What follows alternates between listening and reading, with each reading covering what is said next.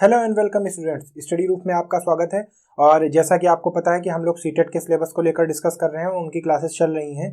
तो उसी क्रम में हम लोगों ने इन्वायरमेंटल स्टडीज़ की जो है क्लासेस अरेंज कराई हैं और वो आपकी क्लास चल रही है। कल मेरी पिछली एक क्लास हो चुकी है जिसमें हम लोगों ने शेल्टर या आश्रय के बारे में देखा।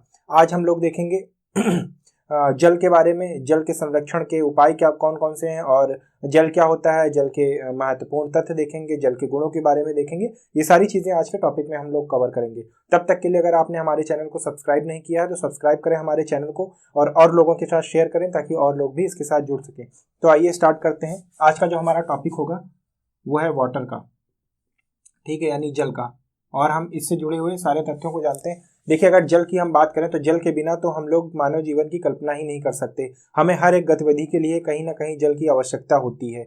जैसा कि आप सभी को पता होगा कि मानव जीवन को जीवन बनाने के लिए या इंसान को जीने के लिए 3 या 4 मूलभूत चीज़ों की ज़रूरत होती है। उनमें से जल एक अहम भूमिका निभाता है। जैसे पानी, हवा, ये सारी चीज़ों के बगैर इंसान जिंदा नहीं रह सकता। इंसान क्या, इस पृथ्वी पर जितने भी जीव जंतु हैं उसमें से अधिकांश ऐसे लोग हैं जो जल के बिना जीवित नहीं रह सकते हैं। तो जो जल है वो हमारी ज़िंदगी में एक महत्वपूर्ण भूमिका अदा करता है। अगर पानी की हम लोग बात करें तो पानी हमें पीने में, नहाने में, कपड़े धोने में, खाना बनाने में, फसलों को उगाने में, जानवरों को पिलाने में, हर एक चीज़ में काम आता है। ठीक है, तो अगर जल की बात हम लोग करें तो देखिए, जल मुख्यतः इसके 2 स्रोत होते हैं। एक तो होता है सतही जल या सरफेस वाटर और एक होता है भौम जल या अंडरग्राउंड वाटर या ग्राउंड वाटर जिसे कहते हैं ग्राउंड वाटर। ठीक है, इन 2 तरीकों से इनकी उपलब्धि यानी जहाँ से हमें प्राप्त होते हैं उनके आधार पर बांटा जाता है। अगर हम पृथ्वी पर जल की बात करें तो जल देखिए हमें कहाँ से प्राप्त होता है। तो जल के बहुत सारे स्रोत हैं। अगर हम स्रोतों की चर्चा करें कि कौन कौन से स्रोत हैं तो देखिए, सबसे पहले तो समुद्र हैं, उसके बाद नदियाँ हैं, फिर तालाब हैं, पोखर हैं, झीलें हैं और बहुत सारे हैं। यहाँ से हमें जो है प्राकृतिक जल प्राप्त होता है। ये हमारे प्राकृतिक जल की स्रोत है, यहाँ से हमें प्राकृतिक जल प्राप्त होता है। अगर हम जल की बात करें तो देखिए, हमारी जो पृथ्वी है जो पृथ्वी है, पृथ्वी में देखिए 2/3 हिस्सा जो है पृथ्वी का वो जल से घिरा हुआ है। जल से घिरा है मतलब अगर हम लोग देखें तो तकरीबन 2/3 का मतलब कितना हो गया। अगर हम लोग देखें तो लगभग 70% जल है पृथ्वी पर। लेकिन अफसोस की बात यह है कि इसमें से लगभग 1% से भी कम, 1% से भी कम ये शुद्ध पेयजल है। शुद्ध पेयजल है, 1% से भी कम शुद्ध पेयजल है। ठीक है, तो आप देख सकते हैं कि पानी को बचाना हमारे लिए कितना जरूरी है, कितना आवश्यक है पानी को बचाना। क्योंकि हम लोग देख रहे हैं कि पृथ्वी पर पर्याप्त से ज्यादा पानी है लेकिन ये जल पीने योग्य नहीं। क्यों पीने योग्य नहीं है? क्योंकि इनमें बहुत सारे लवण मिले हुए हैं, बहुत सारी अशुद्धियां मिली हुई हैं, इसलिए पीने के प्रयोग में नहीं लाई जा सकती। आप लोग आमतौर पर देखते भी होंगे कि नदी का पानी कितना दूषित है। पानी तो है लेकिन वो दूषित है, उसे हम अपने इस्तेमाल में नहीं ला सकते। इसी तरह समंदर का पानी काफ़ी भरा हुआ है लेकिन समंदर का पानी हम पीने के इस्तेमाल में नहीं ला सकते क्योंकि वो खारा है। तो जब तक कि उसका शुद्धिकरण नहीं होगा तब तक कि हम उसको पीने के योग्य में नहीं ला सकते हैं। ठीक है, तो शुद्धिकरण करना जरूरी है पानी का। आप लोग कोई और अर्थ ना लगाइएगा शुद्धिकरण का। ठीक है, आजकल वेब सीरीज भी चल रही है तो उसका अर्थ मत लगाइएगा। देखते हैं, 1% से भी जल शुद्ध पेयजल है और ये आइस यानी बर्फ के फॉर्म में है, बर्फ के रूप में हमारे ध्रुवों पर मौजूद है और यहीं से हमें पीने का पानी मिलता है। ठीक है, तो ये सारी चीजें हम लोगों ने देख ली। अब आइए एक बार देख लेते हैं कि जल सबसे ज्यादा है कहाँ पर। तो जैसे मैंने आपको बताया, अगर हम बढ़ती हुई क्रम में देखें तो सबसे ज्यादा जल तो समुद्र में है।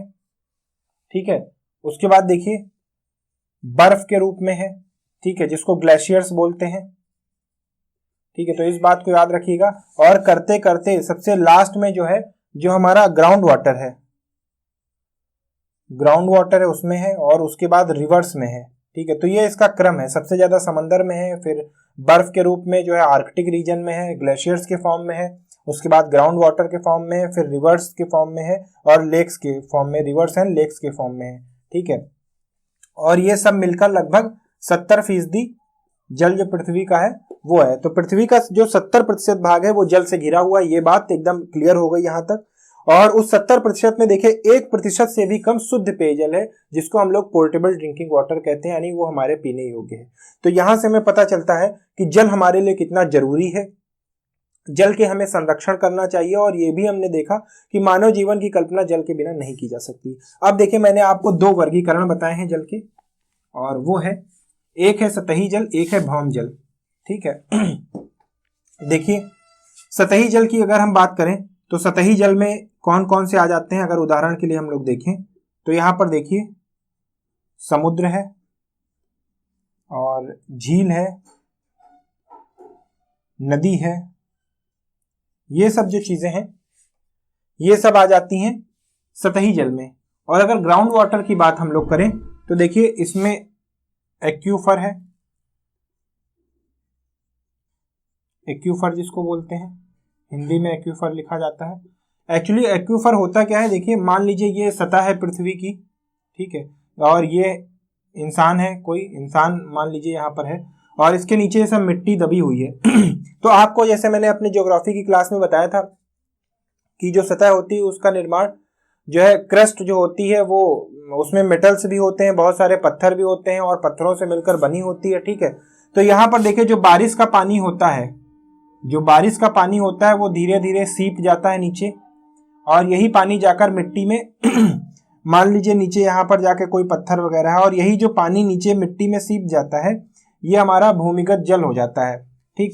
और जब हम नल की बोरिंग करते हैं, मान लीजिए यहाँ पर ऐसे हमने बोरिंग की है नल की, ठीक, ये मान लीजिए हमने नल की बोरिंग की है, तो यही पानी वापस जो है नल के जरिए हमारे वापस आता है, यही पानी। ठीक है। यही पानी हमारा नल के जरिए वापस आता है जब हम लोग निकालते हैं।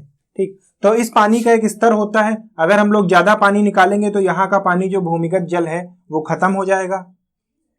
तो इसीलिए कहा जाता है कि पानी का बहुत एकदम पर्याप्त इस्तेमाल करना चाहिए, और बारिशें जरूरी होती हैं ताकि ये जो भौम जल है ये रिचार्ज हो सके, यानी जितना भी ये डिप्लीट हुआ है, जितना खत्म हुआ है उसको वापस रिचार्ज किया जा सके, इसलिए जरूरी भी है। तो आपने अभी तक ये समझा कि सतही जल और भौम जल क्या होता है, ये समझ लिया। अब आइए देखते हैं जल के सामान्य गुण कौन कौन से हैं। अब आइए देखते हैं जल के सामान्य गुण कौन कौन से हैं। तो अगर सामान्य गुणों की बात करें तो देखिए जल के सामान्य गुण कौन कौन से हैं। अगर जल के सामान्य गुणों की हम बात करें तो ये सब देखिए, आप नोट्स चाहें तो बना लें, वैसे आपको पीडीएफ में प्रोवाइड करा दिए जाएंगे, आप चाहें तो नोट्स बना भी सकते हैं। ठीक है। देखिए जल जो होता है वो रंगहीन, जो शुद्ध जल होता है, ठीक है, यहां पर हम बात करें वो रंगहीन होता है, वो गंधहीन होता है, वो स्वादहीन होता है, और देखिए पारदर्शी भी होता है। ठीक है। और दूसरा देखिए जल एक अच्छा विलायक है, अच्छा विलायक है, और विलायक का मतलब होता है सॉल्वेंट। सॉल्वेंट जो लोग नहीं समझे उनको बता देते हैं मतलब कोई भी चीज हो वो जल के अंदर घुल जाएगी। जैसे आप जल के अंदर नमक डालते हैं तो नमक को पूरी तरीके से घुला लेता है, चीनी डालते हैं चीनी भी घुल जाता है। तो मतलब मैक्सिमम चीजें ऐसी हैं जो जल में घुल जाती हैं। जैसे आप अगर सल्फ्यूरिक एसिड डालें या कोई भी केमिकल डालें तो ज्यादा से ज्यादा केमिकल्स ऐसे हैं जो घुल जाते हैं। तो इसीलिए जल को एक यूनिवर्सल विलायक या यूनिवर्सल सॉल्वेंट भी कहा जाता है। ठीक है। तो जल एक अच्छा विलायक है, इसमें अनेक द्रव्यों को घुलाने की क्षमता है। उसके बाद देखते हैं कि नदियों या समुद्रों से प्राप्त जल में कई सारे लवण होते हैं, कई सारे लवण होते हैं। उसके बाद देखते हैं जल की 3 अवस्थाएं होती हैं, जल की 3 अवस्थाएं होती हैं, जल की 3 अवस्थाएं होती हैं। ठीक है। कौन कौन सी होती हैं देखिए, सॉलिड, लिक्विड और गैस। इसको हिंदी में कहते हैं ठोस, ये है द्रव्य और ये है गैस। तो ये तीन अवस्थाएं होती हैं। उसके बाद हम लोग देखते हैं कि जल का जो फ्रीजिंग पॉइंट होता है, जल 0 डिग्री सेल्सियस तापमान पर बर्फ में पिघल जाता है, बर्फ में बन जाता है, बर्फ बन जाता है। ठीक है, ये चीज हो गई। और उसके बाद हम लोग एक चीज और देखते हैं, ये बहुत मोस्ट इंपॉर्टेंट है। देखिए इसको, इसीलिए मैं कलर चेंज करके लिख रहा हूं कि देखिए 0 से 4 डिग्री सेल्सियस के बीच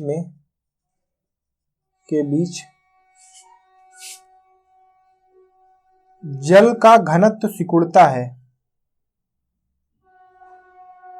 घनत्व सिकुड़ता है। ठीक है, और 4 डिग्री सेल्सियस से ऊपर गरमाएंगे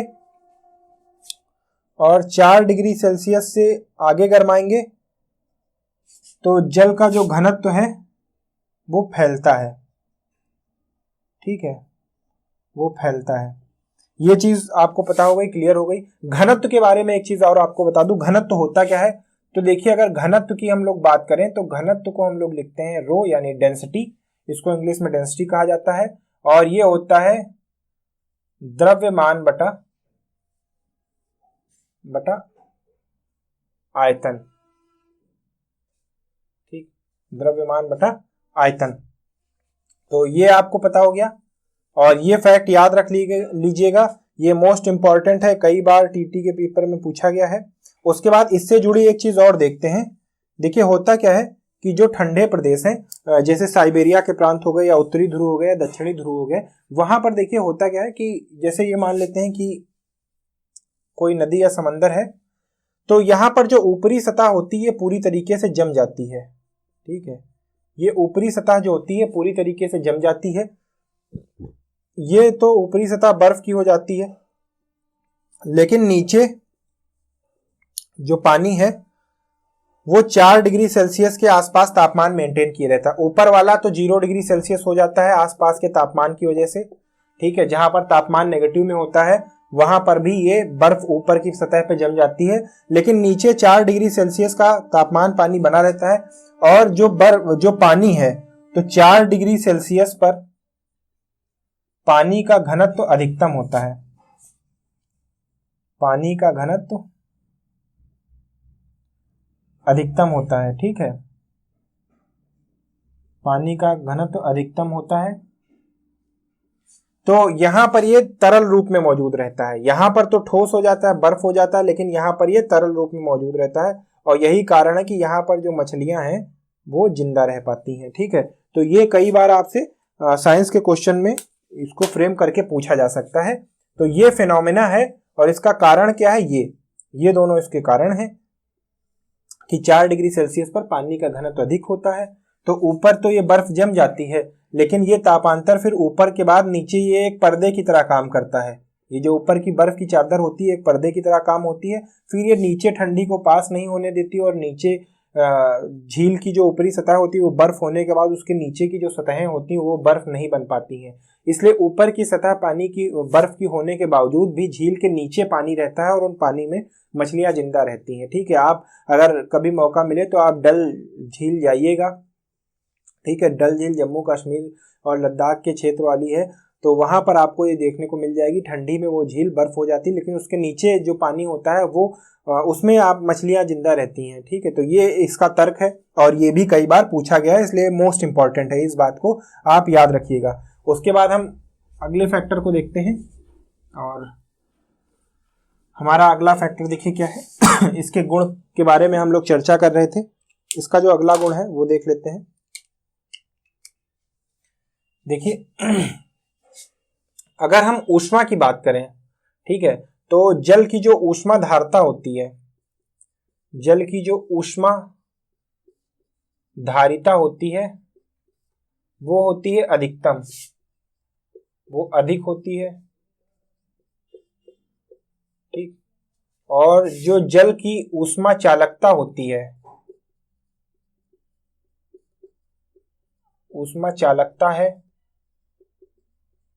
होती है, वह कम होती है, वह कम होती है। ठीक है। इनसे अभिप्राय क्या है? देखिए, ऊष्मा धारिता का मतलब है कितनी ऊष्मा वो धारण कर सकती है। ठीक है। तो अगर देखें तो उसकी ऊष्मा धारण करने की क्षमता अधिक होती है। यही कारण है कि वो अधिक मात्रा में ऊष्मा को धारण कर सकती है। इसीलिए भाप वगैरह से देखिए जल जाते हैं लोग, या पानी, गर्म पानी से लोग जल जाते हैं। क्योंकि होता क्या है कि जैसे मान लीजिए गर्म पानी हमारे खाल के ऊपर पड़ गया, तो उसके अंदर ऊष्मा धारण करने की क्षमता बहुत ज्यादा होती है, उसके अंदर ऊष्मा बहुत ज्यादा होती है। इसलिए गर्म पानी गिरते हैं, वो ज्यादा ऊष्मा के कारण हमें वो जलन महसूस देने लगती है। ठीक है। ऊष्मा चालकता की अगर बात करें तो ऊष्मा चालकता का मतलब ये होता है कि मतलब अगर दो छोर पे मान लीजिए आपके पास कुछ बड़ा, जैसे मान लीजिए एक बहुत बड़ा टैंक है, जिसमें आप मान लेते हैं कि इतना बड़ा एक टैंक है जो कि पूरी तरीके से पानी से भरा हुआ है। ठीक है। तो अगर एक छोर पर आप यहाँ पर आग लगा रहे हैं, एक छोर पर, और अगर आप ये सोच रहे हैं कि इधर का पानी गर्म हो जाए, तो ऐसा नहीं है। इधर का इस छोर पे अगर आप इसको गर्माहट दे रहे हैं, ठीक है, तो इस छोर पर गर्मी को पहुंचने के लिए काफी लंबा समय लग जाएगा। और ठीक उसी तरीके से अगर यहाँ पर लोहे की कोई छड़ है और इस सिरे को आप गर्मा रहे हैं, तो दूसरा छड़ जो है वो गर्म होने में इसकी अपेक्षा कम समय लेगा। ठीक है। आपने कई बार देखा होगा कि खाना बनाते समय जो महिलाएं होती हैं, वो अगर चलाने वाला जो होता है उसको अगर कढ़ाई के ऊपर या किसी चीज के ऊपर रख दे, तो देखते हैं पकड़ने वाली जगह भी गर्म हो जाता है, क्योंकि जो लोहा होता है उसमें ऊष्मा चालकता बहुत ज्यादा होती है, लेकिन जो पानी है उसमें ऊष्मा चालकता कम होती है। तो इससे यही अभिप्राय है, ऊष्मा धारिता और ऊष्मा चालकता। तो अगर आपसे क्वेश्चन पूछा जाए कि ऊष्मा चालकता क्या होती है, तो कम होती है पानी की, और अगर ऊष्मा धारिता की बात की जाए तो ऊष्मा धारिता पानी की ज्यादा होती है।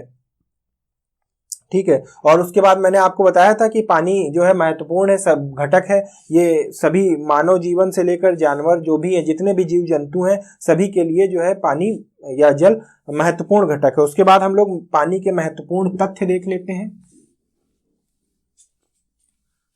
आइए हम लोग अभी तो हम लोगों ने पानी के सामान्य गुणों को जाना। अब पानी से जुड़े कुछ महत्वपूर्ण तथ्य हैं जो परीक्षा में पूछे जाते हैं, उनको हम लोग देख लेते हैं। उसके बाद हम लोग पानी की अशुद्धियों पर बात करेंगे, उस पर भी चर्चा होगी। लेकिन सबसे पहले महत्वपूर्ण तथ्यों को जान लेते हैं। पानी से जुड़े महत्वपूर्ण तथ्य कौन कौन से हैं, आइए देखते हैं। तो इसमें देखा जाए तो देखिए, मानव शरीर में कम से कम 70% पानी होता है। ठीक है। दूसरा देखते हैं, शाक सब्जी में कम से कम 90 से 95% जल होता है। उसके बाद देख लेते हैं, स्वस्थ मनुष्य एक दिन में 2 से 3 लीटर पानी पीता है। ठीक है। और उसके बाद हम लोग देखते हैं कि जो वृक्ष हैं वह अपने जड़ों के द्वारा पानी को अवशोषित करती हैं, पानी को अवशोषित करती हैं। चलिए यहां पर एक चीज और आपको बता दें कि जो जाइलम होता है, जो जाइलम होता है वो देखिए, जो पेड़ों के अंदर जो जाइलम होता है वो जल को वृक्ष के अन्य हिस्सों तक पहुंचाता है। ठीक है, हिस्सों तक पहुंचाता है। जैसे जड़ों के द्वारा पानी को अवशोषित किया गया, फिर वो जल जो है पानी के अन्य हिस्सों में कैसे पहुंचता है? जाइलम के द्वारा। और देखो फाइलम के द्वारा क्या होता है, फ्लोएम के द्वारा क्या होता है, ये फूड को अन्य हिस्सों तक पहुंचाता है। पत्तियों के द्वारा बनाए गए खाने को पेड़ के हर एक हिस्से तक पहुंचाने में मददगार साबित होता है। उसके बाद हम लोग देखते हैं कि सिंचाई के लिए जल की आवश्यकता होती है। ये सारी चीजें हो गई महत्वपूर्ण तथ्य। इसमें कुछ चीजें हमें याद करने की, जैसे साग सब्जी में कितनी प्रतिशतता होती है, 90 से 95%, और मनुष्य के अंदर 70% जल होता है, और 2 से 3 लीटर पानी एक स्वस्थ मनुष्य एक दिन में पीता है। तो ये सारी चीजें हमें ध्यान रखनी है। अब बात करेंगे अशुद्धियों के बारे में। तो अगर अशुद्धियों के बारे में बात करें तो अशुद्धियां क्या होती हैं, मतलब जो जल साफ नहीं है वो जाहिर सी बात है कि अशुद्धि होगा। ठीक है, तो इसमें बहुत सारे लवण मिले हो सकते हैं, बहुत सारे कंकड़ पत्थर मिले हो सकते हैं, मिट्टी की गंदगी हो सकती है, कुछ भी हो सकती है, यहाँ तक कि पेड़ पौधे जैसे जलकुंभी वगैरह होंगे, तो इन सब की भी जो है हो सकती है। तो पानी किसी भी तरीके से अशुद्ध होता है। देखिए, अगर मैं एक चीज आपसे कहूं तो प्राकृतिक रूप से मिलने वाला जो जल होता है वो किसी न किसी रूप में अशुद्ध ही होता है। जैसे अगर बारिश का पानी कहें तो होता वह भी अशुद्ध है, लेकिन पीने के योग्य कहा जा सकता है कि जो बारिश का पानी होता वो भी अशुद्ध है, लेकिन वो पीने के योग्य आ सकता है, क्योंकि वो सीधे वाष्पीकृत होकर नीचे गिर रहा है। तो इस पर भी बात कर लेते हैं अशुद्धियों के बारे में। तो पानी की अशुद्धियां, ठीक है, पानी की अशुद्धियों के बारे में चर्चा करते हैं। देखिए, पानी की अशुद्धियों के बारे में तो सबसे पहले अशुद्धियों के बारे में जान लें। तो अशुद्धियां वो होती हैं, जैसे पानी जो शुद्ध नहीं है वो अशुद्ध है, जाहिर सी बात है, उसमें लवण और अन्य चीजों के द्वारा उसमें अशुद्धियां उत्पन्न होती हैं। अशुद्धियां 2 तरीके की होती हैं, एक देखिए स्थायी है, स्थायी अशुद्धि है, और एक होता है अस्थायी अशुद्धियां। ठीक है, इसको कहते हैं टेम्पोरेरी, इसको कहते हैं परमानेंट, और अशुद्धि को क्या बोलते हैं, हार्डनेस। ठीक है, तो आइए हम लोग देखते हैं कि परमानेंट हार्डनेस और टेम्परेरी हार्डनेस, इनमें अंतर क्या होता है, और साथ में ये भी देखेंगे कि इनको दूर करने के उपाय कौन कौन से हैं। ठीक है, तो देखिए, अगर परमानेंट हार्डनेस की बात करें हम, तो देखिए इसमें क्या होता है, कैल्शियम एवं मैग्नीशियम,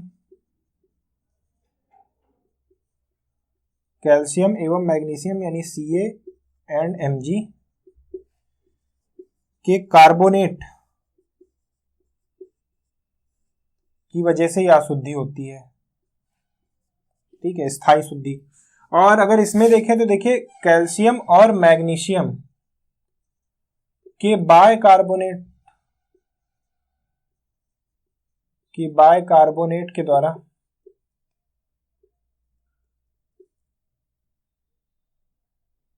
यह अशुद्धि होती है।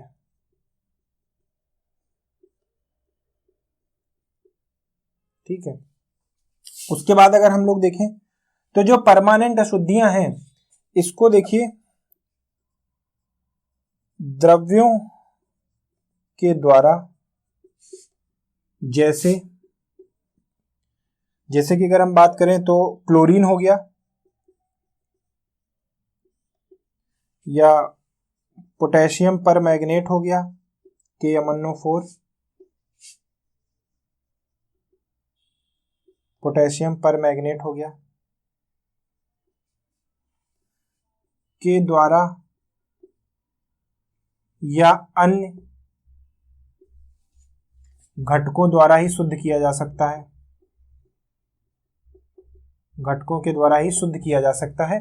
और अगर हम लोग बात करें अस्थायी, तो इसमें देखिए क्या है, पानी को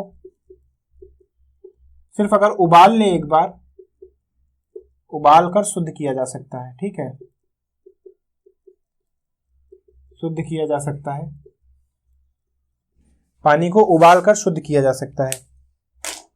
तो अच्छा, उसके बाद हम लोग देखते हैं एक हमारा आता है कठोर जल और मृदु जल। तो ये देखिए इसमें कैल्शियम और मैग्नीशियम, आपसे यही क्वेश्चन पूछेगा कि स्थायी अशुद्धियां किनके कारण होती है, तो आपको बताना है कैल्शियम मैग्नीशियम के कार्बोनेट के द्वारा, ठीक है। और अगर आपसे पूछे कि अस्थायी अशुद्धियां किसके द्वारा होती है, तो कैल्शियम और मैग्नीशियम के बाइकार्बोनेट के द्वारा। जैसे आपको बता दूं, अगर ये आए CaHCO3 होल ट्वाइस, तो ये एक बाइकार्बोनेट है कैल्शियम का। तो अस्थायी शुद्धियां जो होती हैं वो बस पानी को उबाल कर खत्म की जा सकती हैं, और जो स्थायी शुद्धियां होती हैं उनको किसी न किसी द्रव्य के द्वारा ट्रीट करके ही खत्म किया जा सकता है, ठीक है। और अगर इसमें देखा जाए तो बहुत सारे और भी हैं, कैल्शियम मैग्नीशियम सल्फेट हो गया, कार्बोनेट हो गया, कैल्शियम मैग्नीशियम कार्बोनेट है, कैल्शियम मैग्नीशियम का सल्फेट है, ठीक है। ये एक्चुअली में होता क्या है, ये सब लवण है एक तरीके के, ठीक है, कैल्शियम के लवण, मैग्नीशियम के लवण। तो ये सब पानी में अशुद्धियां पैदा कर देते हैं, और इनको दूर करने के लिए हमें किसी न किसी चीज की जरूरत होती है। देखिए एक MnO4 जो होता है, पोटेशियम परमैंगनेट, ये लाल रंग का होता है। और आप लोगों ने कई बार, जो लोग गाँव वगैरह में रहते होंगे, आपने देखा होगा कि कुएं में लाल रंग का कोई द्रव्य डालकर पानी को शुद्ध किया जाता है। तो एक्चुअली ये यही है कि MnO4 लाल रंग का होता है जिसे कहते हैं, तो लाल रंग की टिकिया डालकर शुद्ध किया जा सकता है। क्लोरीन हमें पता ही है कि क्लोरीन क्या करता है, या एलम मान ले, फिटकरी वगैरह क्या होता है, ठीक है, एलम हो गया, एलम का मतलब फिटकरी, तो फिटकरी वगैरह डालकर भी पानी को शुद्ध किया जा सकता है, ठीक है। तो ये सारे कुछ तरीके हैं जिनसे स्थायी अशुद्धियां और अस्थायी अशुद्धियों को दूर किया जा सकता है। तो इन दोनों का अंतर आपको स्पष्ट हो गया होगा, ठीक है, ज्यादा कुछ है नहीं अंतर में। और ये सारे अंतर, उसके बाद एक छोटा सा चीज बचता है हमारे पास कि कठोर जल किसे कहते हैं और मृदु जल किसे कहते हैं, ठीक है। तो अगर कठोर जल की हम लोग बात करें तो साबुन से जो झाग देते हैं, साबुन से झाग ना बनाने वाले पानी को कठोर जल कहते हैं, कठोर जल या अशुद्ध जल कहते हैं, ठीक है। और जो मृदु जल होता है ये साबुन से झाग बनाता है, ठीक है, ये साबुन से झाग बनाता है। और इसमें देखिए ये पीने के योग्य भी होता है, ये पीने के योग्य भी होता है, ठीक। और अशुद्ध जल वो अशुद्ध जल हो जाता है। और अशुद्धियां मैंने आपको दो तरीके की बता ही दी हैं, स्थायी अशुद्धियां और अस्थायी अशुद्धियां, ठीक। तो ये चीज देख लीजिएगा, कठोर जल और मृदु जल। तो अगर कठोर जल की हम लोग बात करें तो एक तरीके से ओवरऑल कठोर जल हमारा कार्बोनेट या बाइकार्बोनेट की वजह से होता है। और अगर कठोर जल में ही दो विभाजन देखें तो स्थायी और अस्थायी अशुद्धियां, इनके बारे में चर्चा हो गई। अब आइए हम लोग देखते हैं कि पर्यावरण जल संरक्षण के कौन कौन से उपाय किए गए हैं और जल संरक्षण में कैसे किया जा सकता है जल संरक्षण, ठीक है। तो जल संरक्षण के उपायों के बारे में हम लोग चर्चा करेंगे। अब अगर जल संरक्षण के उपाय हम लोग देखें, देखिए जल संरक्षण के उपाय अगर हम देखें, सबसे पहले तो एक तथ्य हम लोग जान लेते हैं कि विश्व का स्वच्छ जल के मात्र 4% भाग भारत के पास है, के पास उपलब्ध है, ठीक। एवं विश्व की 18%, विश्व की लगभग 18% जनसंख्या भारत के पास है, ठीक है। तो आप देखिए कि मतलब कितनी नाइंसाफी, बहुत नाइंसाफी है। 4% जल मतलब दिया गया है भारत के पास है, और 18% विश्व की जनसंख्या को है जो है उसको पिलाना है। तो आपको सीधे सीधे से पता होगा कि एक चीज और अगर हम देखें कि 50% जो भारत के लोग हैं वह किसी न किसी पानी की समस्या से जूझ ही रहे हैं, वह किसी न किसी रूप से पानी की समस्या से जूझ रहे हैं, ठीक है, पानी की समस्या से जूझ रहे हैं, ठीक है। तो इन सब बातों को याद रखिएगा, और इन सब बातों को देखकर ही हम यह अंदाजा लगा सकते हैं कि जल का संरक्षण हमारे लिए कितना महत्वपूर्ण है। तो जल के संरक्षण की अगर हम बात करें तो देखिए एक तथ्य और आपको बता दें कि भारत सरकार ने जल संरक्षण के लिए, भारत सरकार ने जल प्रदूषण को रोकने के लिए जल प्रदूषण को रोकने के लिए, जल प्रदूषण को रोकने के लिए जल प्रदूषण रोकथाम अधिनियम, रोकथाम अधिनियम 1974 पारित किया, 1974 पारित किया है। ठीक है, ये चीज बहुत इंपॉर्टेंट है क्योंकि इसका साल पूछा जाता है। जल प्रदूषण रोकथाम अधिनियम कब आया? 1974 में आया। ठीक है, इसको कहते हैं water pollution control act, water pollution prevention and control act, prevention and control act. और ये कब आया? ये 1974 में आया। ये ईयर बहुत इंपॉर्टेंट है। ठीक है, तो ये चीज आप देखिएगा, ये ईयर बहुत इंपॉर्टेंट है। ठीक है, उसके बाद हम लोग देखते हैं कि अब हमारे पास जल संरक्षण के कौन कौन से उपाय हैं। ठीक है, तो देखिए सबसे पहले तो रूफ टॉप हार्वेस्टिंग एक तरीका है। इसमें क्या होता है देख लीजिए, ये मान लीजिए एक घर है आपका, ठीक है, मतलब आपका तो घर अच्छा ही होगा, घर है आपका, और जब बारिश होती है, ठीक है, जब बारिश होती है तो ये जो छत के ऊपर जो पानी होता है, ये सब छत का पानी कलेक्ट होकर यहाँ पर एक ड्रेनेज पाइप पतला सा लगाया जाता है और अंडरग्राउंड एक टैंक का निर्माण किया जाता है छोटा सा, या कहीं भी आप बाहर भी टैंक का निर्माण कर सकते हैं। तो छत पर ये जितना भी पानी है ये अपने आप कलेक्ट होकर इस पाइप के जरिए नीचे यहाँ जाकर स्टोर हो जाता है। ठीक है, यहाँ पर जाकर स्टोर हो जाता है और ये स्टोर पानी बाद में काम आता है। ये पानी किस काम आता है? देखिए, पीने के काम भी आ जाता है, शुद्धिकरण करने के बाद ये सिंचाई के काम भी आ जाता है और कपड़े धोने के काम भी आ जाता है, मतलब घरेलू कामों में आ जाता है, ये घरेलू कामों में ये आ जाता है। ठीक है, ये चीज याद हो गई।